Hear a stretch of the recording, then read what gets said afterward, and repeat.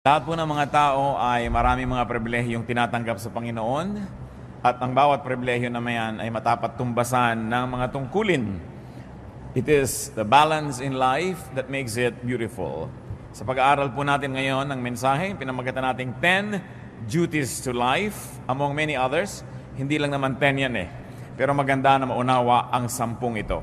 Ama namin sa langit, sapagkat kayo'y aming Diyos, sapagkat kayo'y aming tagapagtanggol, kayo aming pinupuri, dinadakila, pinasasalamatan, sinasamba.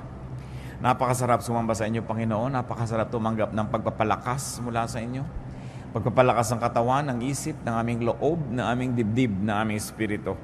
Punuin mo kami ng iyong kapangyarihan, Panginoon. Bigyan mo kami ng kaalaman na maunawaan kayo. At nawa, ang pagbubulay-bulay namin ng iyong mga salita, maging kapakinabangan sa amin at ikaluwalhati ng iyong pangalan sa aming buhay. Kayo, Ama, ang maging tagapagsalita. Gamitin yung lingkod nyo na tungtungan ng inyong paa, daluyan ng inyong mga pagpapala. Subalit nais namin kayo ang pakinggan. Speak to your people, O God. Walk in our midst. Be the speaker. Be the messenger. Lord, lift your name up. And we ask you, bless us. Protect us from evil men, from evil spirits. Protect us from our foes. Protect us from people who would like to do us harm. And protect our loved ones from all evil. Protect us, Father. Let your truth reign in our hearts. Heal our infirmities. Strengthen our weaknesses. Paliwanagin niyo po, Panginoon, aming makadiliman. Pagalingin na aming makaramdaman. Ito ang aming dalangin. May pasalamat sa ngalan ng Panginoong Jesus. Amen. Ang mensahe pong ito, ang totoo ay kakambal ng ating mensaheng na ibigay na noon na 10 privileges of life. At ano po ba yung mga pribilehiyo na yan na ating sinariwa noong nakaraan? Some basic privileges of life include breath, sight, touch, taste, smell. Kung tutuusin yung mga basic senses. Privilege also includes movement, especially the imagination that moves not only the body but also the spirits. Humor is privilege, love is privilege, rest, and very especially prayer. Bakit po natin binanggit yung 10 pribilehiyo na yan? Dahil lahat ng tao, irrespective of gender, race, or economic station in life, can have them. May mga ilan-ilan na may kulang-kulang, kung minsan hindi ka nakakaamoy, hindi ka nakakakita, pero hindi naman pwedeng wala lahat yung 10 na yun sa isang tao. At nakikita po natin ang pagpapala ng Diyos maging doon sa mga kinukulang ang mga ganitong kakayahan, lalo ng senses, ay lalo namang nagiging matalas yung ibang nilang senses to compensate for what might be lacking in their lives. Now, these privileges are balanced by duties, and those duties are what we're going to discuss. 10 duties to life. Hindi ko po sinabing 10 duties of life, kundi ito ang mga 10 tungkulin natin sa buhay. Tayo nananagot sa buhay na gawin ito sa Kanya. Unang-una, protect it. Life must be protected from death. Life must be protected from threats. Psalm 64 verse 1, Hear me, O God, as I voice my complaint. Protect my life from the threat of the enemy. Isa po yan na paulit-ulit na tema ng mga panalangin, lalong-lalo sa Old Testament at lalong-lalo sa Psalms, yung panalangin sa Diyos ay ipagtanggol at ipag-adya yung nananalangin mula sa mga kalaban at sa masasamang tao, sa mga nais na kumitil ng buhay o kaya ay magbigay ng panganib. It's a very valid prayer. It's a very good prayer to pray that the Lord protects us. 1 Samuel 21 and 24. Then David fled and went to Jonathan and asked, What have I done? What is my crime? How have I wronged your father that he is trying to take my life? So David hid in the field. Alam po natin ang background niyan, itong tatay ni Jonathan, si King Saul, wanted to kill David because he was threatened by David's anointing from the Lord. At ang ginawa ni David dahil siya gustong patayin ng hari, ay nagtago.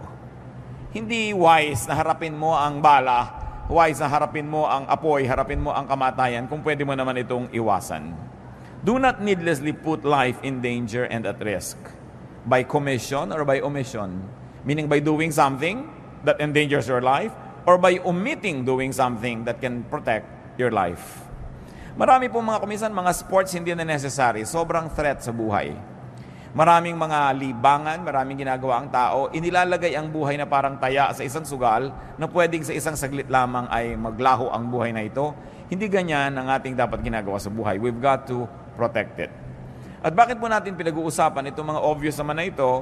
Sapagkat sabi nila, ang paalala ay gamot sa taong nakalilimot. Kung minsan nalilimutan din natin that we are needlessly putting our lives in peril, under threat, in danger. Kahit sa mga bagay na pagpaputok lang kwitis, kung minsan ang buhay mo pala napapanganib. Kung minsan yung hindi pagjejeta sa pagkain ng mga bawal, hindi mapigil-pigilan ng katakawan, yung pala nanganganib na ang kalusugan ng isang tao. Sa pag-neglect na mag-medical check-up, may ipang-papa-medical check-up naman, pero nineneglect, pinapaurong-urong, lumalala ang mga sakit. This is needless dangers that we allow to enter our lives. Another duty to life is to edify it, to lift it up to ever-escalating heights and meaning and value. Hindi tayo nabubuhay para maghanap buhay. Naghahanap buhay tayo para magkaroon ng buhay. Dapat ang paghahanap buhay, isa lang po yan na kasangkapan, props ng buhay, para magkaroon tayo ng kailangan natin na pera o kaya ay kabubuhay para magkaroon ng tunay na buhay. Ang buhay ay hindi hinahayaang mapanis, yung nandyan na lamang at hindi na umasenso, nabulok na lang, inanay, umatras. Ecclesiastes 1:13, I devoted myself to study and to explore by wisdom all that is done under heaven. So si Solomon, mayaman na, hari na, sindi ka pa mag-aral. Yung mga iba naman, gumraduate pa lang ng college, sabi, tapos na, ayoko na magbubukas ng notebook ulit kahit buong buhay ko, hindi na ako magbabasa uli ng libro. Ang utak po ng tao, habang ini-stretch, lalong lumalaki. Pero parang sikmura rin yan. Pag palaki ng palaki kinakain mo, palaki ng palaki yung tiyan mo, mas marami ka nakakain. Pero subukan mong konti yung kinakain, lumiliit din yung tiyan nyo, nag-a-adjust. Ganon din yung brain. The more information, the more knowledge you process, the more capable your brain becomes. Pero pag pakonti ng pakonti ang iniisip niyan, pakonti ng pakonti ang mga nilulutas, lumiliit din ang utak. Meron po mga nakakausap tayo sa buhay na nakakabobo. Pag lagi siyang kausap nyo, mabobobo kayo. Meron tayong mga ginagawa na nakakabobo. Pag yun ang ginagawa mo, mabobobo ka. Kaya kailangan lagi kami iniisip na ibang gawin so that your brain will continue to expand. So that it would be enriched with knowledge and therefore with the accompanying wisdom. Luke 12:23. Did we read Ecclesiastes 1:13? I devoted myself to study and to explore by wisdom all that is done under heaven. So, ganun ang ginawa ni Solomon. In Luke 12:23, life is more than food, and the body more than clothes. So yung katawan, hindi lang yung katawan yung katawan instrumento para may marating yung nakatirang espiritu doon. Pag katawan mo lang ang mahalaga sa buhay, you don't get it. That the body is only a tool so that the spirit that lives in it can evolve and can become the great spirit that it is destined to be. So, ganun din yung pagkain, buhay, hindi lang para kumain, ay buhay ka na. Tapos aantay ka ng umaga, pag umaga, antay mong gumabi, pag gabi, inaantay mo mag-umaga, ganun na lang, naubos na lang yung buhay ng papaganon. We've got to go beyond the basics, we've got to go beyond survival level. Kaya kalaban po ng tunay na espiritualidad, ang sobrang karukahan, ang sobrang kahirapan. Kasi very, very poor people are not able to move on because they're just too busy surviving. May narinig kong kanta ni Madonna, sabi niya, I will not go to heaven, I will not be an angel because I'm too busy surviving. Sabi nung kanta niya. There is some truth in it because when people are just too busy trying to survive, they will not be able to evolve into the refined personalities that they should be. Kaya kahit edad, nilalampasan para magkaroon ka ng lalong credibility. At kung bata ka pa at may credibility ka na, kailangan ipakita mo yon at lagi mong patunayan. Si Paul, ang kanyang payo kay Timothy, sapagkat itong si Timothy isang batang leader, 1 Timothy 4:12, don't let anyone look down on you because you are young, but set an example for the believers in speech, in life, in love, in faith, and in purity. So hindi excuse na bata pa ako o kabataan pa lang ako so pwede akong maging ganito lang. Sabi, kailangan malampasan mo agad yan, mag-graduate ka, kasi napakaiksi ng buhay, pero napakaraming dapat marating. Sa katunayan, even geographically speaking, napakaraming lugar na dapat mabisita, napakaraming pagkain dapat matikman, napakaraming librong dapat mabasa o masulat, napakaraming kaibigan na dapat maging kaibigan, makilala, makadaupang palad, Maraming karanasang dapat maranasan, pero kung umikot na lang ng umikot ang iyong buhay sa the same karanasan every day to the point that you're bored, then you are cheating God who created life, and sadly, you are cheating yourself. Ang buhay dapat laging may bagong nararanasan, may bagong nalalaman, at may bagong mga applications na nalalaman at naia-apply sa buhay. Another duty to life, beautify it. Make life lovelier, nicer, more pleasing to the body, to the soul, to the spirit. Diyan nga magaling ang mga Filipino magpaganda ng isang bagay, ng isang lugar. Pag nakakita ka ng isang babae na yung buhok niya, hindi lang tinalian, yung tali niya, may mga paru-paro, may mga bola-bolang umiikot-ikot, nag-glow-glow in the dark. Filipina yun. No, yung sari-sari ang nakalagay sa ulo. Hindi lang tinalian para huwag maggalawan yung buhok. Decorative pa, beautiful. Si Solomon, na napakatalino, anong ginawa niya? Ecclesiastes 2:4-8.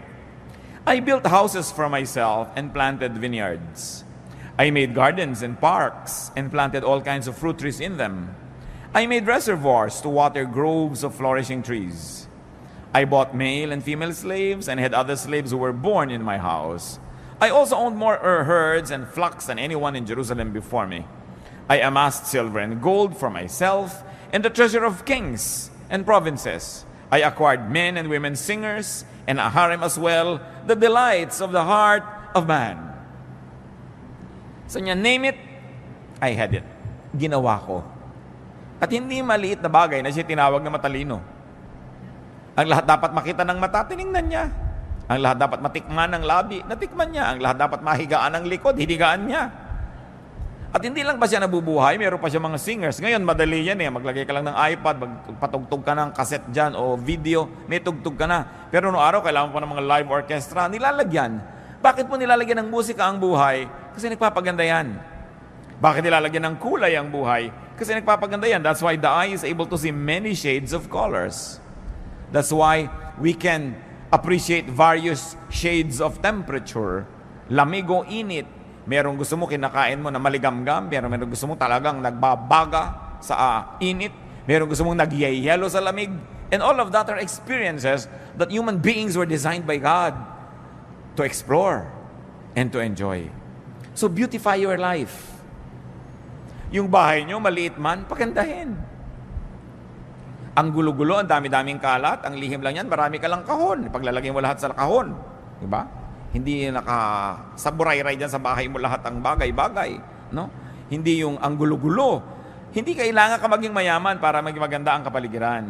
Nakikita natin kung minsan kahit mga dukha ng mga tahanan, mga lata-lata, nilalagyan ng konting bulaklak, namumulaklak, gumaganda. Beautify your life. Decorate your life. And you know, one of the best decorations of a house are the good friends that visit it. Kaya maganda yung nadadalaw ka, dumadalaw ka. Beauty means balance, symmetry, harmony. Mamamahay na rin lang kayo, linisan na, gandahan na. Magbibihis na rin lang kayo, gandahan nyo na. Kahit naman anong pagsasamahin yung kulay, pwede, pero ba't hindi nyo lagyan ng harmony? Pwede namang iplano yan kahit kukunti ang damit ng tao.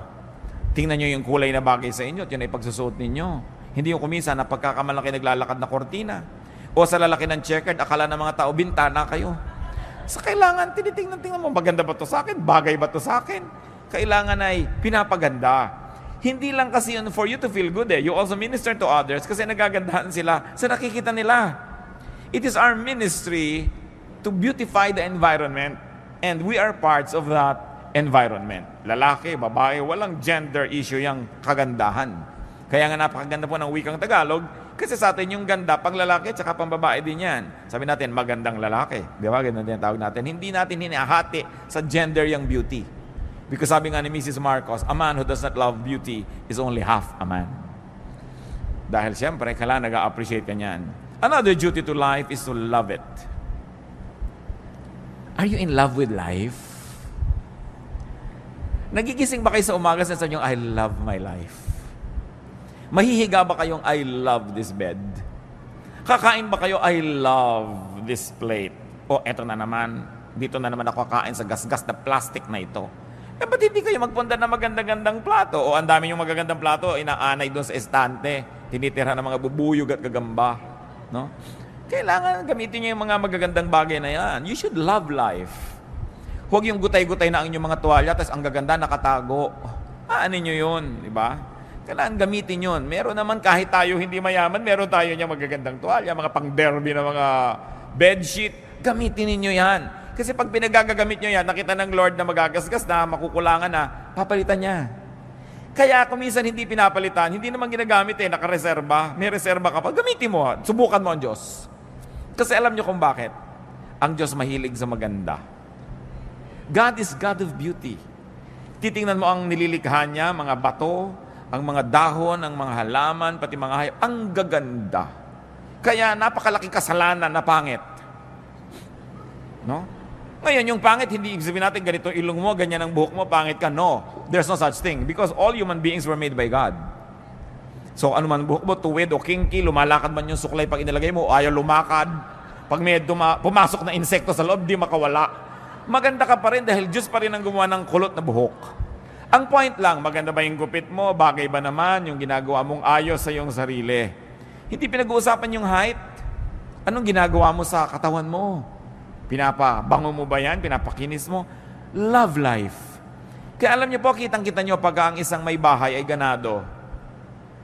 Pati ang niluluto niya, iba. May mga konti pang dekorasyon. Hindi ba sa inihagis na yung 3 tuyo doon sa, para naka-cross-cross na tuyo doon sa ibabaw ng mesa, wala ba ka-arte-arte? Pero pag ganado ang tao sa buhay, pati kamatis, sinihiwa niya na maganda, naka-arting ganon. Nakakita niyo naman nakakain kayo kumisa nung tinanggal niya yung takip, nakakaantok ang itsura ng ulam. Paano bang ulam ito? Wala namang ka-arte-arte sa buhay. So, love it. Romance life. Romance life. Napakahalaga na ang buhay natin pinapaganda. Do not hate life. Do not dislike and demean life. Do not be rude to life. Alam niyo po ba na yung buhay ay may buhay? Kaya nga buhay siya eh. So kung tayo ay magaspang sa kanya, rude tayo, dinaramdam niya yon. Kung yung buhay ay ating pinababayaan, hindi pinapansin, dinaramdam niya yon. Kung hindi natin inaalagaan at pinapaganda, pinagdaramdam ng buhay. At kung yung buhay mo ang nagdaramdam, ano mangyayari sa buhay mo? Kaya kailangan we romance life.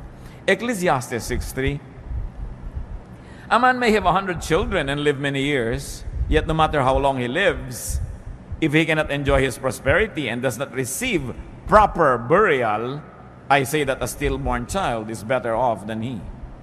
So nakita niyo po ang mga particulars itong si Solomon hanggang libing. Sabi, kailangan maganda ang libing. Yan ang last statement ng buhay mo. No? Kailangan pinaplano mo rin yan. Dahil gusto mong igalang, maging yung katawan mo na iniwan sa bandong ibabaw. No? Kailangan na inaayos ang buhay, binibigyan mo ng dignity. Kung paano ka uupo, paano mo ginugupit ang iyong buhok, paano mo inilalagay ang bag mo. May mga bag na parang nagtutong na sa lahat ng dumig, kung saan na lang inilalapag, walang galang sa bag. No? May mga gamit na gas kasi hindi ginagalang, hindi nililinis. When you love life, life will love you back. May buhay ang lahat ng bagay. At kahit masabi mo mga bato, mga bakal-bakal na walang sariling buhay, Diyos ang may bigay noon at Diyos ay nagdaramdam. Kung mga binibigyan niya, pinapabayaan lang. Kayo ba? Kung may ibinibigay ka sa mahal niyo sa buhay, tapos hindi inaalagaan, hinahagis-hagis lang dyan, di ba naghihinanakit kayo?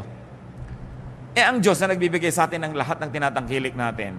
Meron kayong isang leather bag, nakikinis-kinis nyo ba? Napupunas-punasan nyo man lang ba yun? Di ba? Yung bahay ba naman natin, inaayos-ayos natin. Napakahalaga. Psalm 90 verse 12. Teach us to number our days aright, that we may gain a heart of wisdom. Anong hinihiling dito sa panalangin? Turuan niyo po ako, Panginoon, na bigyan ng katuturan ang bawat araw ng buhay ko. Love life by not wasting time. Love life by getting the most out of time. At dyan po tayo lahat pantay-pantay, mga kapatid. Lahat ng tao, tig to 24 hours a day lamang. Tig 7 days a week.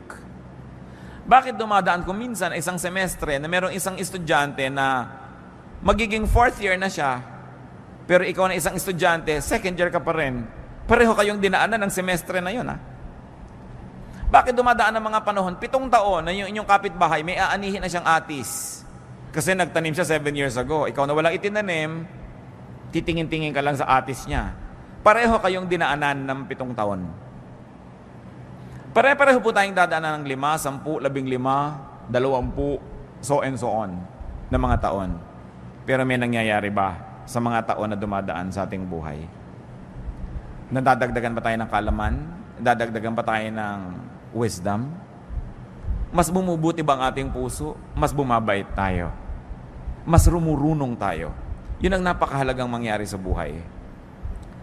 Love life and live it. Yung buhay dapat ipamuhay.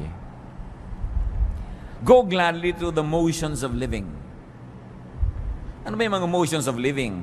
May mamamatay, may mauospital, may ooperahan, may dadalawin, may mangungutang, may sisingilin, may babayaran, may papakinggan, meron kang sasabihin. These are the motions of life. The activities and the rituals, both great and small, of living. Kakain ka, maghuhugas ka ng plato, mamamalengke ka, ililigpit mo mga pinamili mo. These are the motions of life. Ginagawa nyo lang ba yan dahil dapat gawin? Ginagawa na rin lang mga kapatid, enjoy it.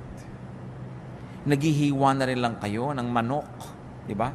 Alam mo yung nag-enjoy humiwa ng manok, walang nababaling buto sa hita. No? Dahil alam niya kung saan niya hihiwain. In fact, gagawin lang ng kamay niya, bali ang buto. No? Pero yung mga ibang tusok-tusok yung buto, durug-durug, wala yata sa mudang nagputol ng manok na ito. No? By the way, ang galing ng mga Pilipino magputol ng manok, ha? Meron isang batang lumaki sa Amerika nung nagbalik bayan dito, sabi niya, I didn't know that a chicken could be cut up so many pieces. Talaga ganyan dahil maraming kakain. No? Naparami talaga ang manok. Daig ng mga ginang dito sa Pilipinas sa mga surgeon. No? Pagpaparami ng ulam. Pero ayusin mo na yan. Ayos mo na, dadabog-dabog ka. Enjoy every minute. Because if you work for 1 hour or 2 hours, may nililinis ka, hinuhugasan mo yung mga balat ng talaba, o kung ano man yun, at nagdadabog ka, nainis ka, kapatid, ikaw nalugi nun dahil may dumaan na 1 oras na hindi mo na-enjoy. At hindi na babalik ang oras na yun kahit kailan. Kaya lagi kong sinasabi sa mga magulang ng mga bata, enjoyin nyo na mga anak nyo. Yung para kayong puno na laging sinasampa ng anak nyo. Pagdating ng araw, ni ayaw nyo makita kayo kasama sa mall. No? So habang laging nakasama, isama ng isama, laging pabuhat ng pabuhat, buhatin. Hindi laging ganyan yan. Dumadaan ang panahon. Mabuti na yung walang pinagsisisihan. Ecclesiastes 9, 7-10, Go eat your food with gladness and drink your wine with a joyful heart. For it is now that God favors what you do. Always be clothed in white and always anoint your head with oil. Enjoy life with your wife whom you love, all the days of this meaningless life that God has given you under the sun, all your meaningless days. For this is your lot in life and in your toilsome labor under the sun. Whatever your hand finds to do, do it with all your might. For in the grave where you are going, there is neither working nor planning, nor knowledge, nor wisdom. Sabi niya, gawin mo na lahat. Gawin mo with feelings. Mag-aayos ka ng bulaklak, sinaksak mo na lang bigla doon sa baso yung mga bulaklak. Gandahan mo. Diba? Magtitiklop ka ng kumot, hindi pantay-pantay yung mga sulok. Gandahan mo. Isasalansan mo ang mga tuwalya sa cabinet. Gandahan mo. Sabi gano'n, para lahat ng ginagawa mo, meron kang satisfaction. Tuwang-tuwa ka. Nag-enjoy ka sa buhay. Do not just exist. Live. Have a life. Have excitement. Have passion and feelings. Yung kakain kayo ng sopas, ang lamig-lamig. Gano'n na ba kahirap initan yan? Lagi na lang, hoy, huwag ka na magdagdag ng hugas yung plato. Dito tayo kakain sa tansan. Ano ba naman, napakahirap namang kumain sa tansan. Tapos ang chopstick mo, toothpick. Para madali ang paghuhugas. Mano bang humabahaba ng konti ang paghuhugas nyo? Nag-enjoy naman kayo sa maganda nyong hain. Naglagyan ng kulay ang buhay. Yung mga ganong tao, pag nananaginip sila, alam nyo, black and white ang panaginip. Dahil walang buhay eh. Go gladly through the stages of life. Nagiging bata tayo, nagiging kabataan, nagiging young adult, nagiging mga senior, lahat yan maganda. Kung tayo tumatanda na, don't hang on needlessly to youth because there is enjoyment that is unique. No? to those who are advanced in years. 1 Corinthians 13:11, when I was a child, I talked like a child. I thought like a child. I reasoned like a child. When I became a man, I put childish ways behind me. So may panahon ng lahat. May panahon. Hindi ikinakaila yung edad. Lalo mga Kristiyano, magunos dili kayong birthday. Ilan taon na po kayo? Hindi masabi pag above 50. Dapat very, very gladly you say. Dahil maraming tao hindi nakakaedad na mamatay na. So bawat edad na nadadagdag sa isang buhay ng tao, pinagdiriwang yan, ipinagmamalaki. No? Ipinagpapasalamat, hindi inililihim. Bakit nakakahiyang umidad? This is foolishness. We should be grateful. Every added year is grace from the Lord. Job 14:1-2, man born of woman is of few days and full of trouble. He springs up like a flower and withers away. Like a fleeting shadow, he does not endure. Nakita nyo ang pagpapakita ni Job kasi noong mga panahon na yun, problema siya eh. Niya, buhay, mahirap yan, maiksi, sasandali. And it's true. Bakit ngayon sasayangin ang sasandaling buhay? So be a child, be a youth, be an adult, all in its right time. And another duty to life, which is very much related to what we're saying, is enjoy it. Hindi komo ang isang tao ay makadiyos, ayaw niya mag-enjoy. Ito ang dapat ituwid. Akala nyo ba, pag religyoso ka, walang enjoyment. Puro mga parusa sa sarili, puro pag-aayuno, puro pagtitiis, puro pagtitipid. Enjoy life. Ecclesiastes 8:15, so I commend the enjoyment of life. Because nothing is better for a man under the sun than to eat and drink and be glad. Then joy will accompany him in his work all the days of the life God has given him under the sun. Remember, nagsasalita si Solomon na nagtrabaho ha. Sabi niya, I planted vineyards, I made orchards, I made reservoirs, I made houses. Kaya din siya nag-enjoy ng pagkain niya, ng pagpapahinga niya. Pero kung wala kayong ginagawang gano'n, tapos puro enjoyment, hindi rin yan balance. Enjoyment is earned. Ecclesiastes 10:19, a feast is made for laughter, and wine makes life merry. Sabi ganon, magpakasaya kayo. Basta hindi niyo nililimot ang Diyos. Sabi niya, young man, enjoy your life. Just remember that you will face God and you will give an account. Ibig sabihin, huwag mo kakalimutan na may Diyos. Nag-enjoy ka. It's from God. Pero be responsible for the kind of enjoyment that you have because there's going to be accountability also. Life is far from perfect.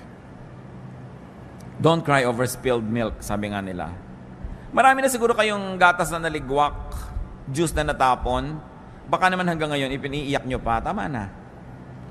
Merong nasayang, pinanghinayangan nyo sandali, tapos tama na, get on with life. Tama na mga sisihan, tama na ang panghihinayang, yung mga if only, if only, if only. Tanggalin nyo na sa inyong lengguwahe mga kapatid yung if only. Kung natapos ko ang aking pag-aaral, yung mga ganyan, if only, pinag-aral ako. Hindi ka nga pinag-aral eh. Anong gagawin mo? Magngungungoy-ngoy ka buong buhay. Di kung gusto mo mag-aral ka ngayon. Ngayon, kung hindi, gumawa ka ng ibang magagawa. Huwag kang laging sisihin yung magulang mo. If only mayaman kami. If only 5'10" ang height ko. If only maputi ako. If only ganyan. Walang mangyayari. Palitan natin yung if only ng napakaganda lalong 2 words, next time. Sabi niya, next time. Kung ikaw ba naman ginawa mo, next time. Dapat ganitong ginawa mo. Tapos na mo, next time, we'll do it. Maganda yan. Dahil meron namang next time eh. Do not wallow in misery. Do not be possessed by regrets. Tama na ang panghihinayang at lalong-lalo na tama na ang pagsisisi, pagsisisihan, paninisi sa kapwa at sa sarili. Do not be possessed by sadness. Do not be possessed by mourning and fear. Because all of this will rob you of your happiness. Kailangan yan, sisitatin natin. Lahat ng mga nasayang na noon, nasayang na, pero habang lagi niyong iniisip, patuloy pa rin nagiging sayang. So dapat ibahin ang attitude. Be free, be reachable, be available. Because the enjoyment of life is usually amplified when it is shared with others. Kaya dapat reachable ka rin. You allow people to reach you and you reach out to people and you're also available. Time is one of the greatest gifts we can give to people and to ourselves. Napaka-importante. Tigilan nyo ng mga kapatid yung may patay, tinatamad kayong pumunta, pagkatapos ting makikita nyo yung namatayan, 5 taon ang napakanda ulit-ulit, pinapaliwanag nyo pa ba't di kayo nakapunta sa lamay. Diba? Yung may kasal, tinatamad kayong pumunta na lang kayo, kaysa yung kutakot-takot na excuse ang ibibigay mo, ipinaghinanakit pa nung tao, nung yumaman, di ka nabalatuhan, kasi wala ka nung kasalan. No? So, yung mga katamaran ko minsan, naranasan nyo na ba yan na gusto nyong pumunta pero tinatamad kayo? Pero nung nagpunta na kayo, nung pauwi na kayo, you were glad you did it. Because you know you did the right thing. Nakiramay kayo, dumalaw kayo sa may sakit, nakipaglamay kayo sa may patay, nakipaglibing kayo, sumama kayo sa party. Sino nga ba na interesado sa mga debu-debu na yan, nakakaantok na yung 18 roses at 18 candles? Gusto mo nang sabay-sabay nyo nang ibigay yan ang matapos. Dahil yun lang naman debutant at yung nanay niya nag-e-enjoy, lahat ay bagot na bagot. No? Pero, umaten na rin kayo kung wala rin lang kayong gagawin sa bahay at nagmumukmuk lang kayo doon. Napakaraming kalungkutan nangyayari dahil ang dami nating free time. So, punuin nyo ang buhay nyo ng mga activities. Pagtatanim din yan, yung gumagawa ka ng mabuti, umaaten ka ng mga ganon, pagtatanim yan ng mabuti. Hindi ka man umani, nakapagpasaya ka ng kapwa, natuwa din ang Diyos sa'yo. So, huwag na kayong iwas sa mga lakaran. Pag kami mga namamatay na kamag-anak, lalo ang mga magkakapatid, may mga edad at kani-kanyang pamilya, hili-hilian kung sinong pupunta. O ikaw ang pumunta, namatay na si Auntie Kikay. Ikaw na, ako na nagpunta kay Chu Apeng. No, nagtituro-turuan. Ba't di nila kayo magpunta lahat? Kasi asaya din namang reunion yung lamay eh. No? Pag nandun ka na rin naman, mag-e-enjoy ka na rin. Pero paano ka mag-e-enjoy kung kagalit mo yung hipag mo, kagalit mo yung pinsan mo, kagalit mo yung kaeskwela mo nung grade 6 dahil siya ang naging most cheerful. Naagaw sa iyo ang medalyang lata. So yung mga dapat baggage na yun, ang mga tapusin na yan. Get on with life and enjoy what else remains of it. Another duty to life, multiply it. Paramihin. Physically, life must be multiplied. Utos yan ng Diyos. Genesis 8:17, bring out every kind of living creature that is with you, the birds, the animals, and all the creatures that move along the ground, so they can multiply on the earth and be fruitful and increase upon it. Genesis 9:7, sabi kay Noah, as for you, be fruitful and increase in number, multiply on the earth and increase upon it. So you multiply physically, but very importantly, we multiply essentially. We multiply, magnify the essence of life, the spirit of life. And you multiply life in terms of fruits and production, in terms of works and meaning. Dapat lalong nagkakaroon tayo ng halaga, marami tayong nagagawa, marami tayong napoproduce. Kumisan ay kinakalungkot ko po sa mga Philippine products. 20-30 taon na ang lumipas, itong kaong na ito para ko mabuksan, kailangan ko pang initan sa kalan yung takip niya, makipagtunggali ako sa takip, gumamit ng liyabe, gumamit ng kung ano, para ko makuha yung laman na kaong na lasang preservative. Ang kaong, ang makapuno, ang natadiko ko pare-pareho ng lasa. Walang product development. Napapansin niyo ba yun? Pag pumunta kayo sa Pangasinan, yung bibili yung tupig, o yung bibili nyo diyan ako, nakabalot pa rin sa dyaryo hanggang ngayon. No? So, hindi na ba mai-improve ang packaging yan para maging world-leading o world-class man lang? Bakit walang development na ating mga produkto? Papangit pa nga yung iba, yung dating bukayo na nyugang nakakain mo ngayon, kusot na yata yung laman. Umaatras pa. Pero alam nyo, sa tao nangyayari rin yan. Ano ba naman itong taong to? Nung huli ko itong makita, wala itong topic, kundi yung asawa niya. 3 years later, asawa pa rin niya ang topic. Wala nang iba. Yung ang repertoire mo, napaka-limited. May mga tao po ganyan, ang 3 lang alam na topic. Ang kanyang asawa, ang kanyang apo, at ang kanyang mataas na blood sugar. Napakalaking pagdurusang makatabi mo ang tao ito kahit sa ang lupalop ng mundo kasi yun ang topic nyo.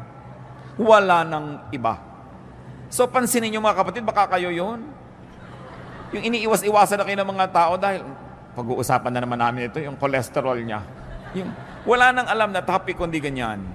Kailangan pinapalaki ang mundo, pinapalaki ang repertoire, pinapalaki ang performance mo para mas enjoy ang mga tao, mas enjoy ka rin. Isaiah 54:2, enlarge the place of your tent. Stretch your tent curtains wide. Do not hold back Lengthen your cords, strengthen your stakes. Ang ganda ng metaphor tungkol sa tent. Ang pinag-usapan yung lubid na humihila doon sa mga gilid ng tent at yung mga tukod niya na nandun sa gitna para huwag matumba yung tent. Sabi, tibayan mo yung tukod, habaan mo yung mga tali, haltakin mo yung mga tent mo. In other words, palakihin mo ang iyong mundo. Kung di nyo ma-spell nung araw yung Mississippi, 20 years later, hindi nyo pa rin ma-spell. May problema kayo sa buhay. Diba? Insecure kayo sa pronunciation ng mga nakikita nyo sa mga French menu sa restaurant. Diba? Hindi nyo alam kung ano ba to, hors d'oeuvres ba ito? Hindi natin alam, hors d'oeuvre pala ito o kung ano man. Ba't di nyo pag-aralan? Kabisohiduhin nyo lang, hindi kayo kailangan magkabisa ng more than 20 French words, mabubuhay na kayo sa restaurant. Diba? Pero lagi na lang, hindi ko alam to i-pronounce, ayokong pag-usapan yung mga bagay na yan. Marami mga Kristiyano hanggang ngayon, akala nila yung Titus Relo. So, paano ba yan? No? Akala nila si Sodom and Gomorrah are lovers. As in Romeo and Juliet. Parang 20 years ago, excusable yan, sister. Pero kung hanggang ngayon, ganun pa rin yung utak mo, napakalaki ng pandarayang ginawa mo sa buhay. Kasi hindi ka umasenso. No? Do more.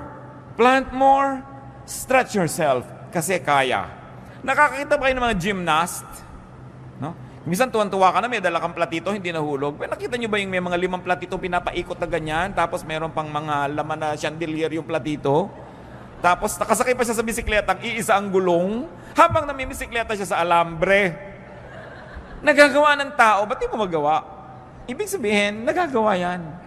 Pag nagagawa yan ng iba, nagagawa ng lahat. Kaya lang, nag-train siya, nagbuhos siya ng panahon. Kaya huwag na tayo patuloy na magkubli doon sa mga hindi natin magawa. Gawin nyo. Pag-aralan nyo. Yung mga iba, tumanda na lang, ting merong party sa tabi ng swimming pool, hindi ako marunong lumangoy. Parang 10 years ago, nung reunion natin, di ka na rin marunong lumangoy. 10 taon nang lumipas, di ka wala nag-aral lumangoy. At magkikita pa tayo kung sakaling bubuhayin ka pa ng Diyos ng 10 more years, hindi ka pa rin marunong lumangoy, lulunurin na kita niyan. Wala kang asenso sa buhay. No? Kailangan umaasenso ang tao. Yung hindi natin mapagtugma-tugmang subject and predicate, no? May S ba o wala yung verb? Absent ka kasi na tinuro yun. Ano? So, pag-aralan, nasa libro naman eh. Yung hindi kasi ako marunong magluto ng dinugan, hindi ako kasi marunong magluto ng potsero, 3 years ng excuse yan, hanggang hindi pa rin marunong magluto. Dapat palakihin ng utak. Another duty to life is to restore it. Life will have pains and sorrow. Life will have mistakes. Life will have falls and damages. Ang dapat ginagawa ng tao is to keep restoring life. Laging may sira, dapat laging nire-repair. Yan, nakita niyo yung bubong ng bahay, hindi naman uubusan ang tulo niya na. Pag natapos na yung tulo doon, dito naman, o doon naman, dyan naman,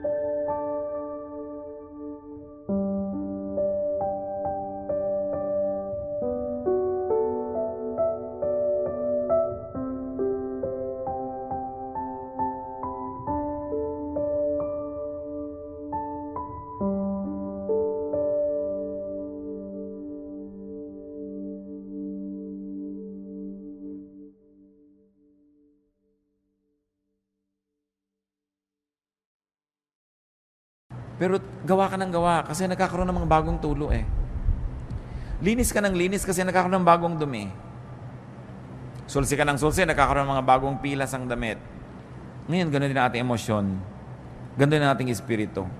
Nagkakaroon ng mga bagong kabiguan. Nagkakaroon ng mga bagong kasalanan. Nagkakaroon ng mga bagong kakulangan. So anong gagawin mo? Keep restoring, keep restoring, keep restoring. Because life is really like that. Psalm 103 verse 14, God knows how we are formed. He remembers that we are dust. Diyos man, naaalala niya, alabok nga pala ang tao. So, hindi ka na rin laging pinaghahanapan. Pinagpapasensyahan ka, pinapatawad. Ganon din dapat ang ating policy sa ating sarili at sa ating kapwa. Kung nakakasala, ihingi ng tawad sa Diyos. At kalimutan na, tama na. 1 John 1:19, if we confess our sins, He is faithful and just and will forgive us our sins and purify us from all unrighteousness. Mga mag-asawa lalo na, sigurado magkakaroon ng pagkukulang asawa nyo sa inyo. Ang nagtatagal lang, yung nagpapatawaran. Nagpatawad kayo. Kung nagkamali ang asawa nyo, talaga namang makapilas-pilas ng pusong pagkakamali. No? Parang gusto niya na talagang uminom ng lason, tumalon sa dagat, pasabugin ng lahat ng granada sa loob ng inyong tiyan, sa sama ng loob nyo. Ano magagawa nyo? Nangyari na. Lalo tumihingi naman ng tawad, patawarin nyo na. At kung pinatawad nyo na, huwag nyo na ungkatin. Tapos na. Tama na. Get on with life. Yung minsan kayong nasaktan, tama na. Pero yung inuungkat nyo yan, yung hinuhukan nyo yung bangkay ng nakaraan, masasaktan kayo muli. Gusto nyo yun? Lagi nasasaktan? Let's forgive. Because we also need forgiveness from God. Pick up the pieces. Stand up. Rise whenever you fall. Nasunog ng asawa nyo, bahay nyo. Sorry. Tumira muna kayo sa bahay ng posporo. Tupperware na malaki. Anong gagawin nyo? Papatayin nyo siya, di nawala na kayong bahay, nawala pa kayong asawa. Doble nawala. Nangyayari yan eh. Damay-damay tayo. Yung mga mahal mo sa buhay, may gagawin pagkakamali, sinasadya mo o hindi, nadadamay ka. At ganoon din naman eh, may gagawin din tayo, madadamay din yung iba. Part of life. So sabi ni Solomon, be wise. Learn how to live. Kaya sabi niya, enjoy, enjoy, enjoy. Kasi sabi niya, may mga moments, kahit gusto mo, hindi pwede mag-enjoy. May mga moments, gusto mong kumain na masarap, wala kang pera. So pag may pera ka, may gana ka, kumain ka na. Kumisa naman, may gana ka, wala kang pera. Kumisa may pera ka, wala kang gana. Pag nagtagpo yung dalawa, fiesta. Eat. No? Sabi ko noon, pagka nagkataon na masasaya kayo lahat, mag-enjoy kayo, magsaya kayo. Hindi yung eto yung asawa mo, sayaw tayo, darling. Ayoko sumayaw. Mag-aral ka sumayaw. Huwag kang killjoy sa buhay. Ayoko. O kaya, pakakantahin ka, kanta ka. Ayoko. Nung mahawakan ng mic, ang 17 ko po kaawitin. Hindi na maawat. No? Huwag kayo laging pakipot ng pakipot, ayaw sumali. Akala mo mababawasan ng dangal, bababa sa dambana kung gagawa ng mga kabaduyan sa buhay. Do this. Life has so much breadth and width and length that it must be enjoyed. Allow yourself to be restored and allow others to be restored as well. I think one of the great achievements of life is this. How many lives you helped restore? How many lives you allowed to be restored through your cooperation and forgiveness? Yan ang mga medalya ng buhay. Ilan ang nakabangon dahil pinayagan nyo? Ilan ang nakabangon dahil ibinangon ninyo? Napakasayang achievement yan sa buhay. Be changed. Be restored. Be reinvented whenever needed. No? Live the phases of life and live many lives, many roles, many times. Kung meron po tayong mga ugali na nagpapabawa sa atin para ma-appreciate yung life, sabi sa Romans 12:2, be transformed by the renewing of your mind. Kumisa kasi biktima tayo ng maling pagpapalaki. Pero pag na-realize na natin na mali yun, di talikuran natin yung mali na yun, itama natin ating buhay. Lalong-lalo kung may ugali kayong mahirap kayong makasama, may ministration kasi tayo sa kapwa eh. Kung minsan enjoy na enjoy yung pamilya, nakikita yung mukha nyo pagkahaba-haba, pati enjoyment nila nababawasan. Ikakasal yung anak nyo, naninimangot kayo dahil ayaw nyo sa manugang nyo. Diba? Hindi naman kayo magwawagi, huwag na kayo nakikipag-contest sa manugang. Hindi kayo magwawagi, promise. So makikooperate na lang kayo. Be wise. No? Kaya napakahalaga na natututo tayo sa mga karanasan ng mga nauna sa atin. Alam niyo na sityabekin ninyo, inaway yung manugang, pati anak niya, nagalit sa kanya, tapos gokopyahin niyo na naman ngayon yun. Yung mga manugang naman, alam niyo na nahihirapan yung asawa niyo dahil ayaw niyo maging submissive sa nanay niya. Marami na kayo nakitang ganun, kukopyahin niyo na naman, nagiging impyerno yung buhay niyo. Hindi naman tayo kinakapos sa mga halimbawa sa paligid natin. Bakit kinokopya pa natin yun? Yung mga magulang na saksakan ng dadamot sa anak, saksakan ng mga susungit, nakita na natin ang masasamang effect. Tapos kayo na naman, inuulit nyo na naman yun, sungit-sungit nyo na naman. We should learn from many lives that are lived around us so we can save on the tears and the agony. Be transformed by the renewing of your mind.